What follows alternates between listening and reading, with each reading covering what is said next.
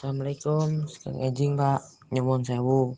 Kula badhe nyuwun pirsa bab kegiatan siswa. Sekang enjing Pak, monggo-monggo. Punapa ingkang badhe panjenengan aturaken. Kula lan tim guru kelas sedasa nyengkuyung karya wisata siswa badhe tindak menyang museum. Oh nggih leres, punika gagasan ingkang sae. Punapa sampun ana tanggal lan recananipun dereng? Nggih Pak, badhe kalaksanakaken tanggal gangsal welas Mei taun 2000 kawitan tabuh 8 ngantos tabuh 3. Menawi makaten punapa sampun ngatur komunikasi kaliyan pihak museum lan kendaraan dereng?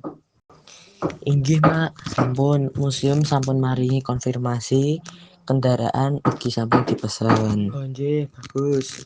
Napa wonten proposal tertulisipun supados saged kula waos rumiyin?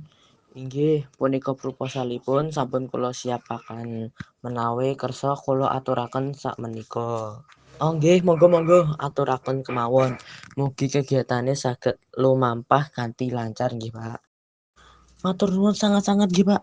Kula lan siswa nyuwun pangestune panjenengan. Inggih, kula paring pangestu mugi siswa saged nampi paedah saking kegiatan punika nggih Pak.